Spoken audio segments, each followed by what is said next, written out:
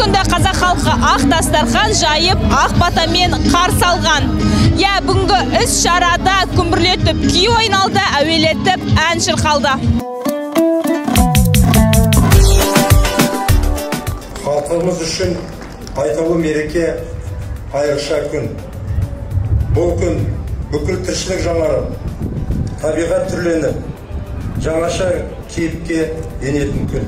Наурыз мейрамы елімізде мекен еткен барлық этнос өкілдерімен сүйкім мерекесіне айналып, жалпы халықтық сипатқа ие болды.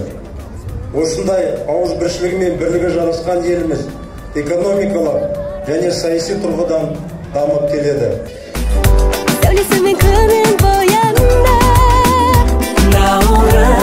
Наурыз құтты болсын, ақ мол болсын, деніміз сау болсын, бала-шағамыздың берекелі жыл болсын. Жылдан жылға аман есен жете берейік. Елімізге тыныштық, әр қазақ бай болсын. Жылдан жылға айдан аман, жылдан есен жүре берейік. Ақ мол болсын. Сондай-ақ қазақ халқының салт дәстүрлерінен сыр шертетін, музыкамен әрленген, театрландырған көрініс де мереке жарын айшықтай түсті.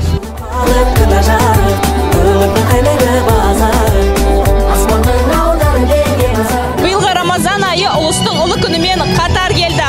Құрметті қазақ елі, ұлыс оң болсын, ақ мол болсын. Рамазан айында ұстаған оразаларыңыз қабыл болсын. Наурыз келді, жаңа күн.